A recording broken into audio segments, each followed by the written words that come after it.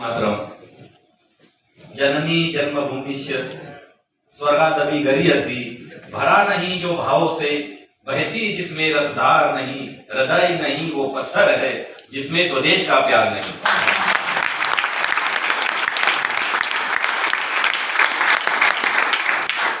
आदरणीय राणे सर, मंचावरील उपस्थित राजे साहेब, गांधी सर और इधर बैठे हुए मेरे तमाम लश्करी अधिकारी, जो सबसे पहले जो बैठे, आप सभी को नमन प्रणाम। वीर माता, वीर नारी, वीर पिता, आप सभी को नमन करता हूं, उनको प्रणाम करता हूं। और जैसे कि मुझे राणे साहब ने एक हम कार्यक्रम में मिले थे और वहां पे बोला कि मैं आपको जब देखता हूं तो मुझे थोड़ी सी प्रेरणा मिलती है। बोला आपका कैसा हुआ एक वाकया? तो दूरदर्शन पे एक मुलाकात थी 15 अगस्त की, और वहां पे उन्होंने बोला, जब क्योंकि मैं पैर खोल के बैठा हुआ था, और वहां बोला उन्होंने कि मैं आपको नया वाला पैर देने वाला हूं, इलेक्ट्रॉनिक। उसके बाद मैं कुछ नहीं बोला। और क्या बोलते हैं कि जब जो भी बड़े बड़े जो नेता ये है वो बोलते हैं कि मैं ये करने वाला हूं, लेकिन उसके बाद मैं कुछ बोला नहीं। उन्होंने शिंदे सर को बोला, शिंदे सर ने मेरा पीछा किया और आज मुझे इस जगह पे बिठाया है कि मैं आपको इलेक्ट्रॉनिक पैर देके मैं शब्द जो है, शब्द का मतलब शब्द को कैसा देता है, बोला मर जाए पर वचन ना जाए, प्राण जाए पर वचन ना जाए। ऐसा मुझे उन्होंने वचन दिया था कि मैं आपको पैर दे रहा हूं। आज यहाँ पे मैं उनके सामने जो बैठा हूं, मैं कमांडो मधुसूदन सुर्वे, शौर्य चक्र, आज आपके सामने जो खड़ा हूं, 11 गोलियां खा के जो खड़ा हूं। और उसकी छोटी सी मैं कहानी बताता हूं। मैंने जो ट्रेनिंग करी थी मराठा लाइट इन्फेंट्री में करी थी, उसके बाद मैं चला गया वॉलेंटियर होके प्यारा स्पेशल फोर्सेस के लिए। और प्यारा स्पेशल फोर्सेस का जो अधिकारीगण है उनको मालूम है, शायद आपको भी मालूम होगा कि स्पेशल फोर्स क्या करती है। इंडियन आर्मी की जो स्पेशल फोर्सेस है वो कैसे टास्क पूरा करती है। और मुझे मेरा ये सौभाग्य है कि मैं देश के ऐसे ऐसे ऑपरेशंस में मैंने हिस्सा लिया है। ऑपरेशन राइनो जो असम में मैंने लिया, ऑपरेशन ऑर्चिड नागालैंड में किया, ऑपरेशन पराक्रम जम्मू एंड कश्मीर में किया, ऑपरेशन कारगिल जो जम्मू एंड कश्मीर में किया, ऑपरेशन हिफाजत मणिपुर में किया 1, ऑपरेशन हिफाजत 2 मणिपुर में किया, ऑपरेशन रक्षक जम्मू एंड कश्मीर में किया। उसके बाद जो आखिरी वाला मेरा ऑपरेशन था UN mission south Africa Congo. तो ये सभी ऑपरेशंस का कुछ ना कुछ अनुभव हमें ऐसा आता है कि आपको देश के लिए मैं क्या कर सकता हूं, सर्वोच्च मतलब देश के लिए मेरा कर्तव्य क्या है। और वो कर्तव्य मुझे बताता है कि जो ये छाती पे मेरे जो लगा हुआ है बलिदान परम धर्म। और मैं एक पैरा ट्रूपर हूं, मैं एक स्पेशल फोर्सेस का एक नुमाइंदा हूं। और मैं आपको इसके बारे में बताना चाहता हूं कि अगर मैं अपने देश की सुरक्षा के लिए मैंने अपना पैर खोया, मैंने कोई मेहरबानी नहीं की देश के ऊपर। ये तो मेरा फर्ज बनता है, ये मेरा कर्तव्य है। क्योंकि मेरी ये चौथी पीढ़ी जो है सेना में है। मेरे दादाजी थे, दादाजी के बाद मेरे दादाजी के मेरे 4 काका चाचा जो है सेना में थे, और 4 चाचाओं के हम 7 भाई सेना में हैं। और ये हमारी जो एक परंपरा चलती आई है देश के लिए सेवा करने की, और ये मैं अपना भाग्य समझता हूं। ऑपरेशन विजय के बारे में बताता हूं। ऑपरेशन विजय जो कारगिल के नाम से जाना जाता था, और कुछ ऐसी गतिविधियां वहां पे पाई गई कि ऑपरेशन में हमें, क्योंकि हमारी सेना जो थी लोअर डाउन में थी और पाकिस्तानी सेना ऊपर बैठी हुई थी। सेना का जो नेतृत्व उस टाइम पे जो मेरे कमांडिंग ऑफिसर थे आईजे राष्ट्रो कीर्ति चक्र, उनको आदेश मिला, और 3 मई की बात है, 3 मई को उनको आदेश मिला कि अपने तो मेरा यूनिट था जोरहाट असम में। असम से हम चले गए श्रीनगर में। श्रीनगर से हमको आगे वाला टास्क मिला गुमरी और द्रास सेक्टर में तोलोलिंग पहाड़ी है, वो हमको कैप्चर करनी थी। राइट साइड पे है टाइगर हिल, इधर है तोलोलिंग और बाकी की है जो मॉस्को वैली। और इसके बारे में आपको शायद रानी सर अच्छी तरीके से बता सकते हैं, उनको मालूम है क्योंकि उन्होंने ऑन ग्राउंड उधर गए हुए हैं। तो ये सब लड़ाई एक्चुअल हुई क्यों, इसका कारण क्या था? और ये कारण जब आप ढूंढोगे तो हमको पता चलता है कि पाकिस्तान कितनी गद्दारी करता है हर हमेशा, हमारे साथ क्यों ऐसा करता है, ये इसका और उसका मुंह तोड़ जवाब हमने टाइम पे उनको दिया है। अभी बहुत ही जल्दी 16 तारीख आने वाले 16 दिसंबर, जहां जिस दिन हमने उनको 96,000 सैनिकों को घुटने पे बिठाया था, लेकिन वो भूला नहीं चीजों को, कुछ ना कुछ उसकी हरकतें करते रहता है और हमें उसकाते रहता है। तो हमारा काम था कि तोलोलिंग पहाड़ी के ऊपर जब हम चढ़े, बर्फ और मौसम साथ नहीं दे रहा था, आतंकवादी या उनके मुजाहिदीन वो लोग बोलते हैं, और कुछ तो उनके नॉर्दर्न इन्फेंट्री के कुछ सैनिक थे जो पहाड़ी के ऊपर बैठे हुए थे, वो हमारे ऊपर गोला बारूद करते। NH1 जो श्रीनगर से लेह लद्दाख तक जाता है रास्ता, वहां पे उसको ऊपर उन्होंने अटैक किया था और वो रोड ऊपर जाने के लिए उन्होंने बंद कर दिया था। तो जैसे कोई भी कॉन्वॉय जब श्रीनगर से लेह तक जाती थी, उनके ऊपर वो अटैक करते थे और ऊपर वाला जो रसद जो ऊपर पहुंचती है वो पूरी बंद कर देते थे। इसमें हमारा टास्क था कि तोलोलिंग के ऊपर हम द्रास सेक्टर में नीचे पहुंचे। कुछ 4-5 दिन का हमको टाइम मिला क्लाइमेट चेंज करने के लिए, हम वहां से क्लाइमेट चेंज किया। उसके बाद जिस एक रात की समय 5-6 बजे थे, ऊपर से बमबारी आई और हमारा जहां पे हमने रुके हुए थे, हमारे टेंट के ऊपर उनका बॉम्ब गिरा और हमारे 4 जवान वहां पे वीरगति को प्राप्त हुए। तो फिर वहां से शुरुआत हुई कि बोला, इसके बाद हम चले गए कमांडिंग ऑफिसर के पास और उनको बोला, सर हमको अंदर घुसने के ऑर्डर दे दो आप। तो कमांडिंग सर ने बोला कि मुझे ऑर्डर लेनी पड़ेगी, क्योंकि उस टाइम पे वो वाला सिस्टम नहीं था कि अभी ऐसा जो मोदी साहब ने जो दिया हुआ है कि आपको परमिशन की जरूरत नहीं है, जिधर मिला उधर छोड़ दो।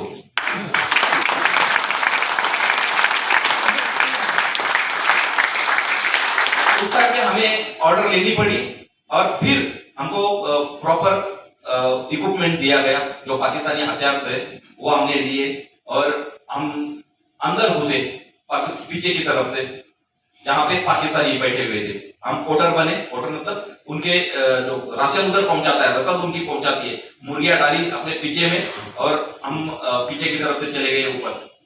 और ऊपर से हम नीचे से आवाज देते थे, एक कोड वर्ड है उनका, वो आवाज देके मैंने उनको नीचे बुलाते थे, बोलते थे कि बोला आ जाओ, आपके लिए हमने मुर्गी लेके आए हैं। वो जैसे जैसे आते थे हम उनको उधर ही काटते थे और मुर्गी बनाते थे। एक्चुअली में हमने अंदर घुसे नहीं थे, हम कारगिल में उनके अंदर घुसे नहीं थे, क्योंकि वो हमारा ही इलाका था, हमारा एरिया था। कौन बोलते बोले कि हम वहां पे हम घुसे थे, क्योंकि हमको ऑर्डर ये थे कि आप उनके अंदर घुस नहीं सकते, आप किसी भी बॉर्डर को बाउंड्री को पार नहीं कर सकते। लेकिन हमने बाउंड्री पार नहीं करी थी, हम हमारे इलाके में गए थे और हमारे इलाके से हम अंदर घुसे थे, अंदर आए थे, घुसे थे बोले थे, मतलब अंदर उधर से हम ऊपर चढ़ के हम ऊपर चढ़ रहे थे और इधर से हमारी आर्टिलरी बमबारी कर रही थी। एक दिन ऐसा आया कि रात दिन हम बमबारी करती रही और हम पीछे से आए और उनके ऊपर अटैक किया। वो जैसे जैसे बॉम्ब पड़ता है तो नीचे नीचे नीचे नीचे की तरफ भागते रहे। फिर हम नीचे बैठे थे, कट ऑफ ग्रुप हमारा होता था उधर, जितने भी आते थे उनको उनका उधर ही सुला देते थे काट के। और जैसे आए उनके आइडेंटिटी कार्ड लिए, उनके हथियार लिए और सबूत के साथ उनकी गर्दने हमने हमारे कमांडर को दिखा दी। क्योंकि क्या होता है कि पाकिस्तान हमेशा बोलता है कि हमने कुछ किया नहीं, हमारे कुछ है नहीं, क्योंकि ये तो है मुजाहिदीन, हमें पता नहीं, हम इनको पहचानते नहीं। तो आइडेंटिटी कार्ड, उनके हथियार और उनकी जो इन्फेंट्री की वर्दी है, उनके पूरे हमने सबूत के साथ हमारे कमांडेंट को बता दिए। और 26 जुलाई को विजय दिन के दिन हम वो दिन साजरा करते हैं बड़े धूमधाम से।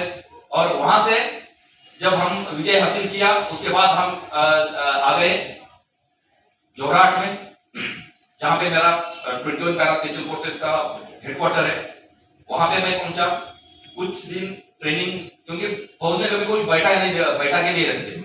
आने के बाद दोबारा तुम्हारा रिसाइकल शुरू हो जाता है, लगातार तुमने ट्रेनिंग करने, क्योंकि तुम एक स्पेशल फोर्सेस का जवान हो, तुम्हें बैठने के लिए नहीं, आपको टाइम नहीं है। क्योंकि अगर आपको सोना है तो जंगल में जाओ, आराम से सो लो, लेकिन लाइन में सोओगे तो कुछ खतरा हो जाएगा। तो हमने दोबारा वही शुरुआत करी, ट्रेनिंग करी। कुछ दिन के बाद ऑपरेशन शुरू हो गए और फिर ऑपरेशन से चले गए। एक बार हमारा फिर नंबर आ गया ऑपरेशन हिफाजत 2 मणिपुर में। हिफाजत 1 मैंने किया था, उसके बाद हिफाजत 2 जो 2005 में शुरू हुआ था। बाद 6 दिन लगातार चलने के बाद मैं अपने टारगेट पे पहुंचा। कमांडिंग ऑफिसर ने मुझे बताया कि ऐसी खबर है, अपने ट्रूप को तैयार कर और ऑपरेशन के लिए निकल। कितने बंदे लेके जाएगा, थोड़ा सा मुझे ब्रीफिंग तैयार करके मुझे थोड़ा बता देना, किस प्रकार से जाएगा, कैसा तरह बैटल लोड होगा। मैंने अपने जवानों को बताया, जो भी कमांडोज है मेरे साथ आने वाले, कोई वो मैं पूछा, कोई आने वाले जितने भी है कमांडो, मुझे वॉलेंटियर चाहिए। और वॉलेंटियर जितने भी कमांडो है उनको मैंने बिल्कुल ब्रीफिंग दी, ऐसे इतने टाइम पे हमने चलना है, इतना हथियार जो गोला बारूद है उतना लेके चलना है, क्योंकि 7 दिन का ऑपरेशन है, पूरा बैटल लोड होगा।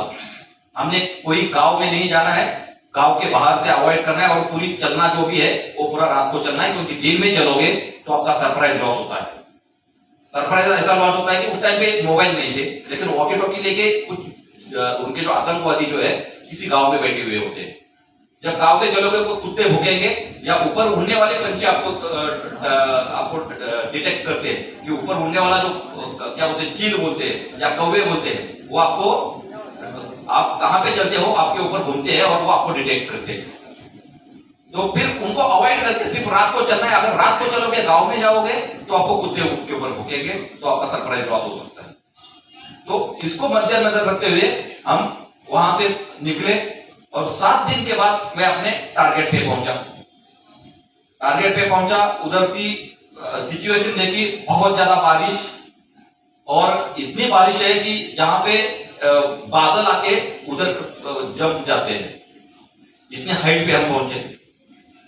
और ऐसे बारिश में हम वहां पे पहुंचने के बाद थोड़े अपने साथियों को सबको अपने अपने आर्ट लेके बैठने के लिए बोला, और फिर फोटोस्कोप निकाला, जो बड़ा वाला जो बाइनोकुलर्स है वहां से रेकी की, क्योंकि आगे वाला कुछ दिखाई नहीं दे रहा था, क्योंकि धुंध आके पूरा बंद हो गया था, आगे दिखना ब्लैकआउट हो गया था। तो फिर ऐसे में मैं क्राउलिंग करके एक घर के पास पहुंचा। वहां पे देखा कि एक घर के ऊपर 3 फ्लैग लगे हुए थे, और उन 3 फ्लैग का मतलब होता है कि वहां पर 3 कमांडर जो है वो बैठे हुए हैं। और उन कमांडरों को अगर मैं ये बोलूं कि अगर मैं उसके अंदर जाऊं तो थोड़ा सा खतरा हो सकता था। मैं वहां से दोबारा क्राउलिंग करके वापस अपने जगह पे आने के लिए निकला। तब तक क्या हुआ कि ऊपर से एक आतंकवादी मुझे क्रॉस करके आगे की तरफ बढ़ा। उसने मुझे देखा नहीं, बारिश हो रही थी, उसने रेनकोट पहना हुआ है और पूरा पंचू लगा के वो आगे की तरफ चल रहा है। वो मुझे क्रॉस करके आगे की तरफ चला गया। लेकिन क्या हुआ था कि जब आप घास में चलोगे तो घास आपको रास्ता बनाती है, तो वो रास्ता बन गया था उस टाइम पे, क्योंकि मैं क्राउलिंग करके आया था। जब सांप भी निकलता है ना किसी घास में, तो आपको पता चल जाता है कि किस प्रकार का वो रास्ता बनाता है। ऐसा ही जब मैं आया था तो उस टाइम पे उधर वो घास का रास्ता बन गया। तो वो जब मुझे क्रॉस करके गया तो मेरे दिमाग में एक बात आ गई कि अगर इसने मुझे देखा कि इधर से एक नया रास्ता कहां से बन गया, तो हो सकता है कि शायद ये पीछे की तरफ मुड़ के मेरे ऊपर फायर करे। तो जैसे उसने मुझे क्रॉस किया, मैंने दोबारा यूटर्न किया और उसके पीछे गया, उसका गर्दन दबाए और कुकरी निकाल के उसको काट दिया और उधर उसको साइलेंट कर दिया। इसको बोलते हैं सेंट्री साइलेंट। उसको जब तक वो तड़पता रहा, कमर में लगाया उसको घुटना और गर्दन ऊपर, क्योंकि जब गला कटता है ना तो उससे आवाज नहीं आती, सिर्फ हवा आती है, आवाज नहीं आई। जब तक वो तड़पता रहा, उसको जब तक उसने अपना पूरी जान नहीं छोड़ी। उसके बाद इधर की गर्दन काट दी, उसकी नस पूरा खून से निकल गई। बारिश हो रही है ऊपर से और उसकी वजह से उसको कोई आवाज नहीं आई। जब वो बिल्कुल साइलेंट हो गया, उसके बाद मैं दोबारा अपनी जगह पे आया और मेरे कमांडोज को बताया कि मैं अभी इस घर में जाके ग्रेनेड डालूंगा, और जब ग्रेनेड डालूंगा तो क्योंकि उसके अंदर आतंकवादियों के मेन कमांडर्स जो है वो बैठे हुए हैं, और शायद क्योंकि वहां से ही पूरी कमांड हो रही है, ऊपर एंटीना लगे हुए हैं और जितने भी वायरलेस सेट है वो वहां से कमांड हो रही है कि कैसा क्या क्या करना है। और दोपहर 12:30-1 बजे का टाइम है और खाने का वक्त भी हो रहा है, और ऊपर से उनको भूख लगी है क्योंकि लंगर भी उनके बगल में ही है, उनका जो खाना बनता है वो। तो वो मैं अपने साथियों को बोला और फिर मैं ग्रेनेड तैयार करे और उधर क्राउडिंग करके वहां पे पहुंचा और ग्रेनेड अपने उस घर के अंदर दाखिल किए, और क्या 10-12 सेकंड के अंदर वो ग्रेनेड फटता है। उधर ग्रेनेड डाले, तुरंत मैं अपने आड़ लेके बैठ गया और एक बड़ा सा धमाका हुआ, और उसके अंदर 8 कमांडर्स बैठे हुए थे। 4 मतलब 3 फ्लैग थे, मतलब 3 कमांडर और उनके सहायक जो उनके साथ में जो खाना खिलाने वाले कोई रेडियो को ऑपरेटर, उसके अंदर जो भी थे वो पूरे के पूरे ढेर हो गए वहां पे। उसके बाद क्या हुआ कि जैसा ही बड़ा ब्लास्ट हुआ, मेरे साथियों ने सभी ने एक ब्रस्ट किया उस घर के ऊपर कि अगर घर से कोई जिंदा हो तो बाहर निकलेगा, और जैसे अगर बाहर निकलेगा तो अगर मारना है तो दरवाजे के ऊपर पूरे सभी ने एम लेके बैठे थे। जैसे ही बाहर से मतलब अंदर से कोई बाहर निकलेगा तो उसके ऊपर फायर करेंगे। लेकिन ऐसा हुआ था कि जब भी अंदर जो पड़े, क्योंकि खाने का टाइम था, एक कट्टे बैठे हुए थे वो सब, और सबके सब वो ढेर हो गए थे। और उसके बाद 1 मिनट का जो फायर हुआ, उसके बाद पिन ड्रॉप साइलेंट, पूरी एरिया में आवाज घूम रहा था चारों तरफ, क्योंकि ऊंची ऊंची पहाड़ियां है और आवाज घूमता रहा। तो आतंकवादियों को यह लगा कि ये कुछ हमारे अंदर कुछ थोड़ा ब्लास्ट हुआ है और कुछ ना कुछ हुआ, इसलिए वो इतना बड़ा धमाका हुआ, कोई एम्युनिशन में कोई ऐसा ब्लास्ट हुआ है। तो वो देखने के लिए एक आतंकवादी जो बाहर बैठे हुए थे वो आने लगे। जब आने लगे तब तक मेरे जितने भी साथी थे पूरे आड़ लेके बैठे हुए थे जमीन के अंदर, मतलब अंडर ग्रोथ है, कमर इतनी घास है, और वहां पे जब आते रहे और एक कमांडो जो है मेरा हेडशॉट ले रहा था सबको, और ऐसे में हमने टोटल 37 मिलिटेंट किल करे थे जो मेरे साथी जो थे, और मेरे नाम पे जो थे वो या अंदर वाले 8 जो कमांडर थे वो हमारे नाम पे लिखे गए। और जैसे ही जो आता रहा उनको एक को मारते रहे, सारी रात ये कहानी चलती रही। लेकिन क्या हुआ कि दुर्दैव ऐसा हुआ कि मेरे एक साथी को गोली लगी, क्योंकि ब्लैकआउट हुआ तो उसको पता नहीं चला, वो इधर उधर घूमते घूमते वो जो आतंकवादी का जो एक बैठा हुआ था आड़ लेके, हाथ लगा के बैठा था, उसके पास पहुंचा तो उसने उसको गोली मारी, उसको एडी में गोली लगी कांच में, और वो वहां पे गिरा। उसने बोला सर मुझे गोली लगी है और मैं गिरा हूं यहाँ पे। तो मैं बोला कि क्योंकि ब्लैकआउट था पूरा, मुझे पता नहीं चला एक्चुअली तुम्हारी साइड कहाँ पे थी। तो मैं उसको बोला कि तू एक ब्रश कर ले, ब्रश मतलब ऑटोमेटिक फायर कर, डबल टैप टक टक की आवाज कर, ताकि मुझे अंदाजा हो जाएगा कि तू इस जगह पे बैठा हुआ है, इधर गिरा हुआ है। तो फिर उसने मुझे एक इशारा दिया और मैं वहां पे पहुंचा और उसको उठा के वापस लेके आ रहा था। तो उस आतंकवादी को मालूम था कि इसको उठाने के लिए कोई ना कोई आएगा। उसने जब मैं उठाने तक उसने कुछ नहीं किया, और जैसे ही उठाया मैंने उसको कंधे पे, मतलब उसका हाथ मेरे कंधे पे लिया और चलने के लिए शुरू हुआ, तब तक उसने ब्रस्ट किया, एक ऑटोमेटिक फायर किया, और उस ब्रस्ट में AK-47 में 30 गोलियां आती है, 30 गोलियां आती है, और जब ऑटोमेटिक पे करोगे तो 1 मिनट में पूरा निकल भी जाती है, आपको पता नहीं चलेगी, इतनी जोर से ब्लास्ट निकलता है। लेकिन वो जैसी मैं उधर पे पहुंचा तो उस गोली से उसने 7 गोलियां मेरे दाएं पैर में लगी, लेफ्ट पैर में, और पूरी हड्डी निकाल के लेके गई, कुछ नहीं बचा उसमें, सिर्फ मांस वास बच गया, और मैं तुरंत जमीन पे आ गया, मतलब घुटने के बल नीचे टिक गए। पता नहीं चला, क्योंकि ऐसा लगा कि एक चींटी ने काटा है कुछ, और ये पूरा पैर गायब। जमीन पे लेटा, तब तक उसको मालूम चला कि बोला इसके कंधे से ये उसका साथी गिर गया और इसको अभी ये शायद मर गया होगा, इसको गोली लगी है। फिर दोबारा वो खड़ा हुआ और उसने सेकंड ब्रेथ निकाला। 2 मिनट की बात है, 2 मिनट के अंदर ये सब कुछ हुआ। उसको दोबारा खड़ा हुआ, उसने सेकंड ब्रेथ निकाला। मेरे राइट पैर में 2 गोलियां लगी, हड्डी पूरी टूटी और कमर में आके मिली और मैं घुटने के बल हो गए। अभी उसको पता चला कि अब ये मर गया होगा। दोबारा वो खड़ा हुआ और अभी आ गया 10 फुट के ऊपर, आंखों में आंखें डाल दिया मेरे और उसने मेरे ऊपर ब्रेथ किया। पेट में 2 गोलियां लगी और मैंने लुढ़कते साइड में हो गया। क्योंकि जब जमीन पे आप मिलोगे ना तो जमीन में गोली नहीं लगती। जमीन पकड़ोगे तो ऊपर से जब भी गोली मारोगे आप करवट बदलते रहोगे तो गोली नहीं लगेगी इसमें। तो उसने और एक ब्रेथ निकाला, मेरे 2 गोलियां पेट में लगी, आंकड़ियां बाहर। तब भी वो चुप नहीं बैठा। अभी आ गया 5 फुट के ऊपर, आंखें में आंखें डाल रहा है, वो देख रहा है मुझे। मेरी जीवन संगिनी जो मेरा हथियार है वो मेरे हाथ से गिर गया नीचे राइट साइड में। वो मेरे ऊपर आ गया, देख रहा है वो, और उसने एम लेके अभी बोला मेरा कुछ शायद हेड शूट करता हो। मैंने जैसे ही हाथ बोलते ना कि डाबोरा का साई या मार सके ना कोई, जो ऊपर वाली माँ जो है ना, शेरा वाली माँ, उसका नाम लिया, हाथ जहां पे डाला उधर उन्होंने मेरा हथियार दे दिया और मैंने जैसा था वैसा उसके ऊपर तान दिया। कोई एम नहीं दिया, उठाया और ट्रिगर दबाया। जितनी भी गोलियां थी उसको नीचे के ऊपर, क्योंकि 10 के ऊपर मतलब एम लेने का कोई जरूरत नहीं थी। जैसे ही मिली उसके ऊपर मैंने तान दी और ट्रिगर दबाया। और जब बंदूक चलती है ना तो ऐसे जब नीचे की तरफ कोई मारोगे ना तो ऐसा ऊपर की तरफ होती है। जब मारना होगा तो आप साइड लेके आप जब मारोगे तो आपको बंदूक उसी टाइप पे मिलती है, लेकिन सिंगल हाथ से मारोगे तो जमीन पे मारोगे तभी वो ऊपर चली जाएगी। और मैंने उसके ऊपर जो तानी उसको ट्रिगर दबाया नीचे से ऊपर तक, उसको पूरा फट गया ऐसा पूरा ऊपर की तरफ।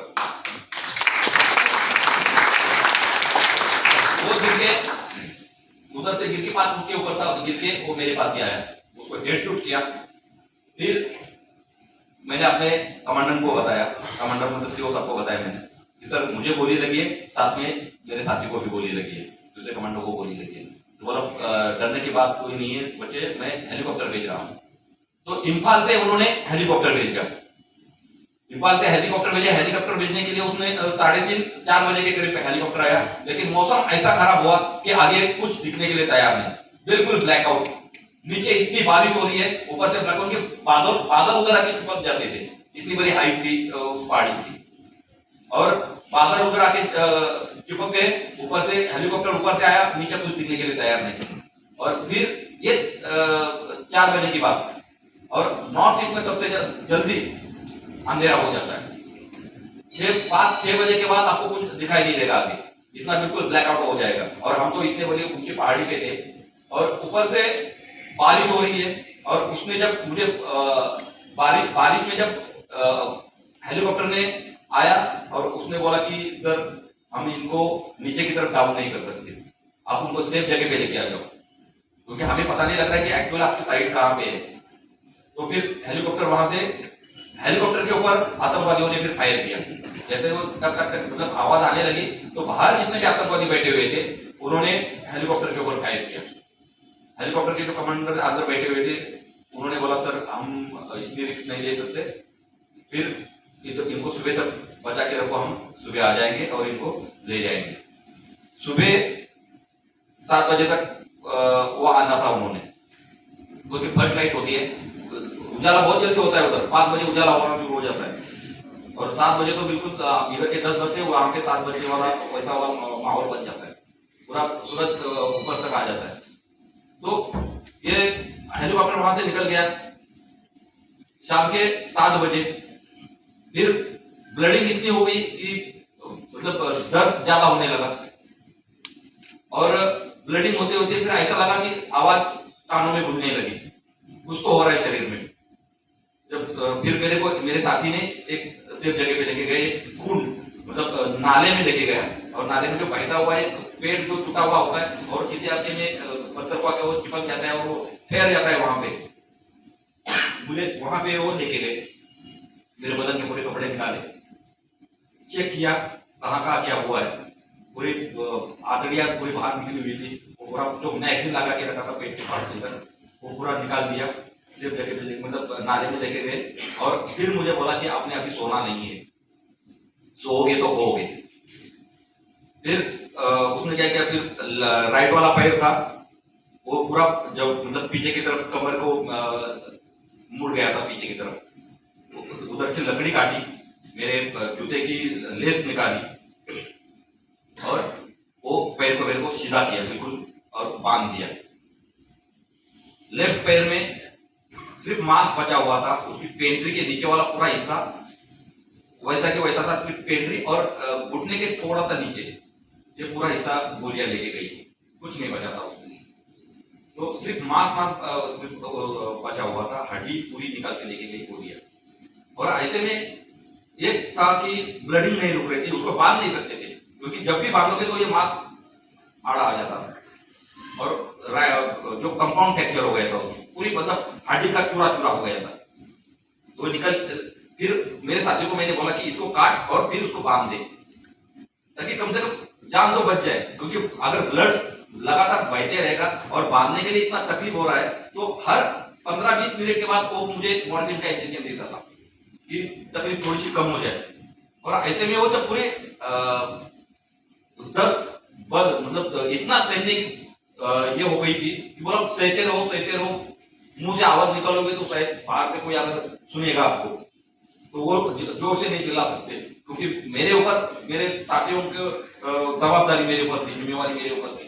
अगर मैं ही रो पड़ूंगा तो लड़ने वाले वो बोलेंगे तो हमारा कमांडर ही नीचे गिरा हुआ है तो हम क्या करेंगे। तो फिर उससे ये सीखा कि लीडरशिप क्या होती है। उस टाइम पे हमको पता चली, बोला लीडरशिप क्या, ऑफिसर क्या होता है, क्योंकि उसके अंदर वो होता है, वो मादा है, वो दिखाता है कि मैं कमांड करता हूँ, किस लिए कमांड करता हूँ, कैसे कमांड करता हूँ। इतना होने के बाद अगर मेरे ऊपर, अगर मेरे बच्चों को, क्योंकि वो मेरे बच्चे, उनको उनकी सबकी जिम्मेवारी मेरी है, जैसा मैं इनको लेके आया हूँ वैसा ही उनको सही सलामत मेरे कैंप तक मैंने पहुंचाना है। जब ये हो गया उसके बाद में मेरे साथी को बोला भैया इसको काट और इसको फर्स्ट एड कर ले। बोला सॉरी सर मैं नहीं इसको काट सकता। तो जिस कुकरी से मैंने आतंकवादी का सिर काटा था, जो मेरी कुकरी थी, कमांडो डैगर बोलते हुए, उससे ही मैंने मेरा पैर घुटने से अलग कर दिया और फिर उसको बोला बांध। फिर उन्होंने बांधा उसको और ब्लडिंग रुकी, ब्लडिंग इधर से रुकी, लेकिन क्या हुआ जैसे जैसे सांस लेता हूं तो आंतड़ियां बाहर निकलने लगी, क्योंकि एक जगह ठीक हो रही है तो दूसरी जगह कोई पड़ रहा है। क्योंकि और मांस में क्या होता है, थोड़ी सी भी जगह अगर निकल गए ना तो जैसा जितना श्वास लोगे उतना वो फटते रहेगा। और आंतड़ियों को क्या हुआ, थोड़ा सा जगह मिल गई, वो बाहर की तरफ आना शुरू कर दिया।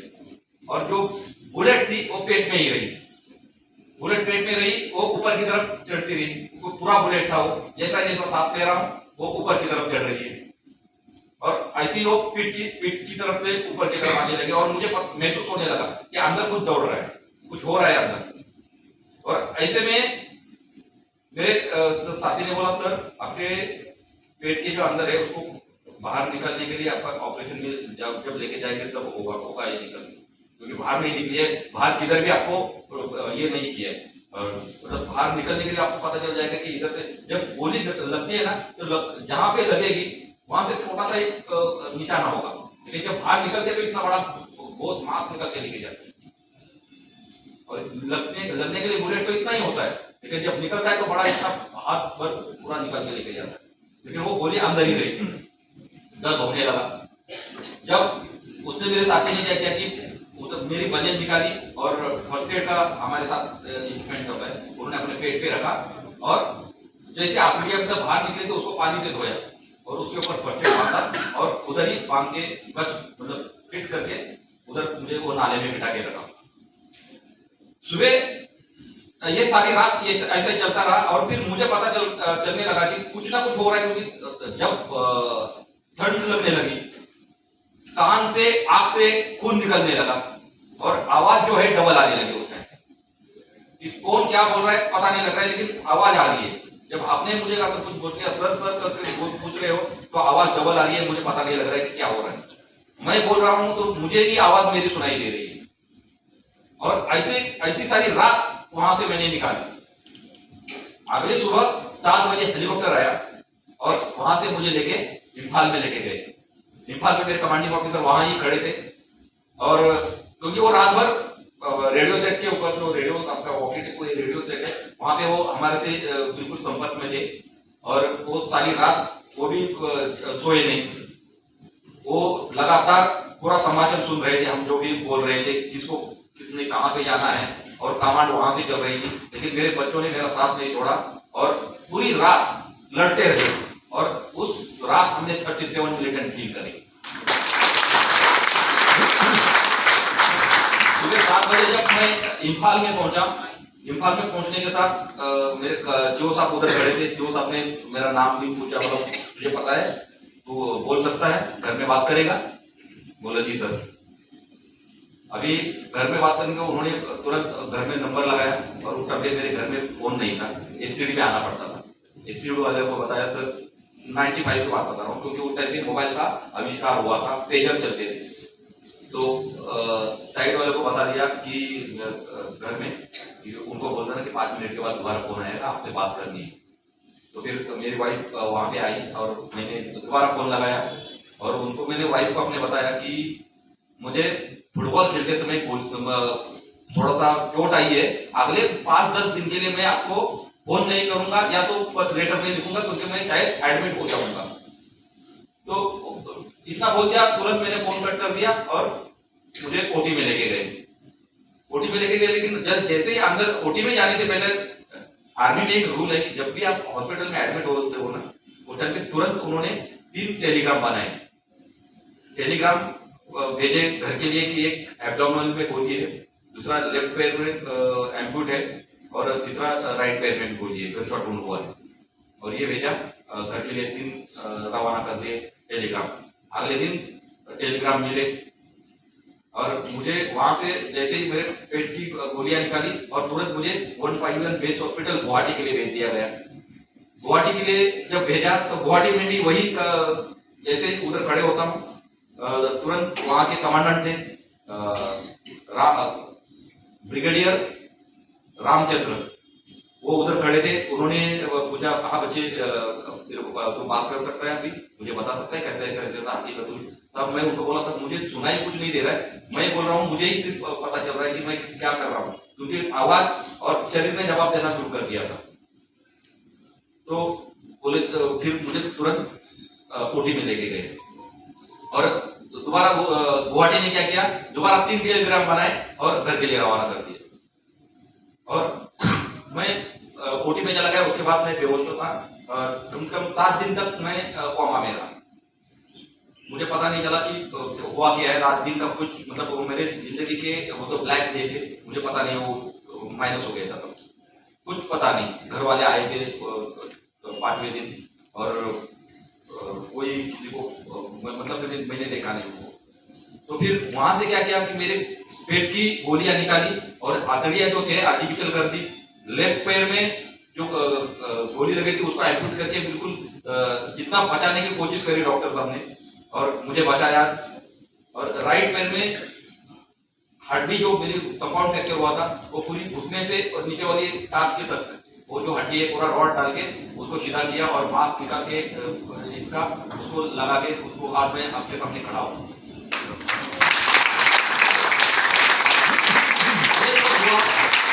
और ये जब खबर डॉक्टर एपीजे अब्दुल कलाम साहब को जब मिली और उस टाइम पे आर्मी के जनरल थे जनरल जे सिंह साहब, वो मुझे मिलने के लिए गुवाहाटी आए थे और उन्होंने बोला था कि बच्चे तूने अपना काम कर दिया है और मुझे बहुत बड़ा हौसला अफजाई करी उन्होंने। और ये जब खबर जब डॉक्टर भारत रत्न एपीजे अब्दुल कलाम साहब को मिली तो उन्होंने 26 जनवरी 2006 में मुझे शौर्य चक्र से सम्मानित किया।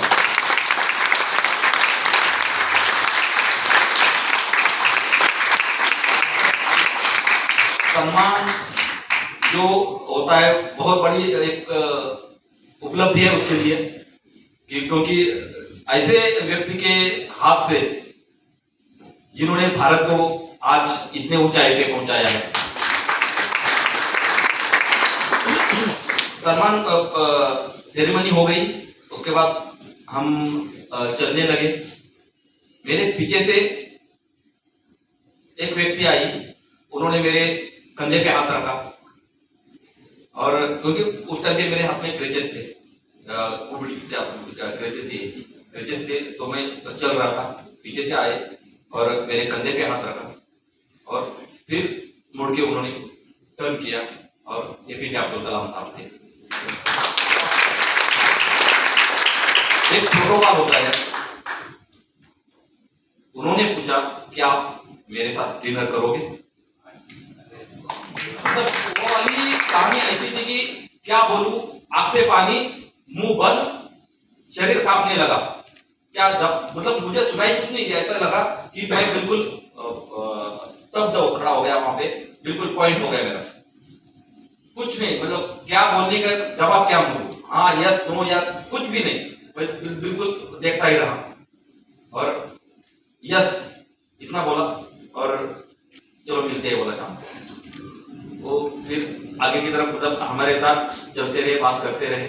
मेरे जिंदगी में जो मतलब बोलते रहे, मुझे जीने का हौसला उन्हीं से मिला कि मुझे मालूम है कि मेरा ईश्वर जो है, हमारा परमेश्वर है, मेरे साथ 2 कदम चला हुआ है, और उसके बाद मुझे पीछे देखने की जरूरत नहीं है, क्योंकि अभी पूरी जो जब मैं उधर से उधर तक चला, तब तक उन्होंने हमारा साथ नहीं छोड़ा। जब उन्होंने साथ नहीं छोड़ा, तो ये मेरी भारत की जनता मेरा साथ छोड़ेगी क्या? इस लेवल का जब इंसान जो है हमारा साथ नहीं छोड़ता, तो आज मुझे गर्व है मेरे भारत के ऊपर, मुझे गर्व है मेरे देश के ऊपर, मेरे गर्व है मुझे अपने नागरिकों के ऊपर, क्योंकि लड़ाई सभी के बस की बात नहीं लड़ना, लेकिन हर आदमी का कर्तव्य बनता है। जिस वास्तु के नीचे हम बैठे हुए हैं ना, वो भी 24 घंटे में एक बार तथास्तु बोलती है, और उस तथास्तु में बहुत बड़ी एक कहानी है। अगर मेरे दिल में मेरे देश को बचाने की अगर मैं प्रेरणा करूं भगवान से, तो वो प्रेरणा पूरी होती है। और ऐसी भावनाएं अगर हम अपने दिल में रखेंगे, तभी मेरा देश आज विश्व गुरु